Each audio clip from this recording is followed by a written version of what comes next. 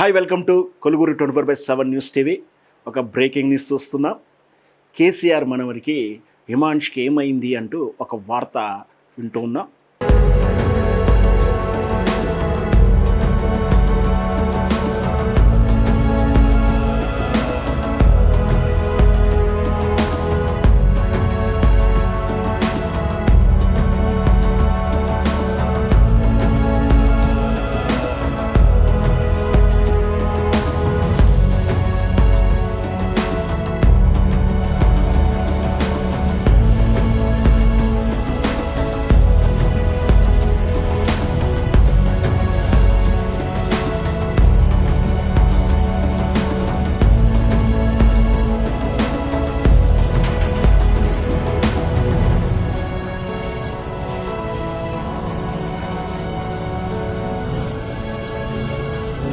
కేసీఆర్ గారి మనవడు హిమాన్షు, కేటీఆర్ గారి ఏకైక కుమారుడు. హిమాన్ష్కు గాయమైంది, హాస్పిటల్లో చికిత్స తీసుకుంటున్నాను ఒక వార్త అయితే మనం చూస్తూ ఉన్నాం. మనకు తెలిసిందే, గత జూన్ 26వ తారీఖు రోజున హిమాన్షు జిమ్ చేస్తూ గాయపడ్డాడు, కింద పడ్డాడని.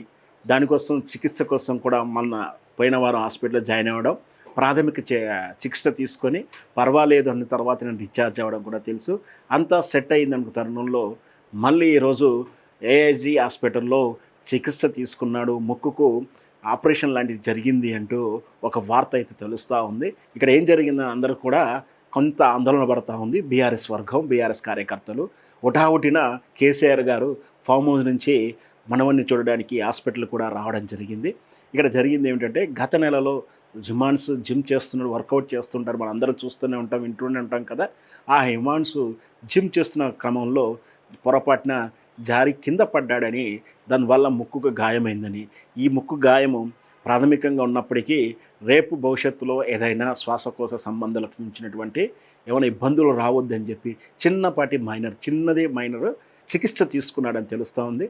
దానికోసం హైదరాబాద్ గచ్చిబౌలిలో ఉన్నటువంటి ఏఐజీ హాస్పిటల్కి జాయిన్ అవ్వడం, అక్కడ ట్రీట్మెంట్ జరిగి అక్కడ ఉన్నటువంటి హిమాన్షుని చూడడానికి తాతగారు అయినటువంటి కేసీఆర్ గారు వెళ్ళారనేది వార్త.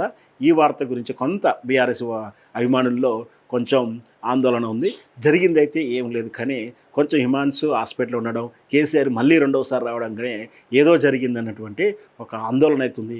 కానీ జరిగింది మాత్రం ఏది లేదు, చిన్నపాటి చికిత్స మాత్రమని చెప్పేసి కేసీఆర్ కుటుంబం నుంచి మనకైతే సమాచారం అందుతుంది.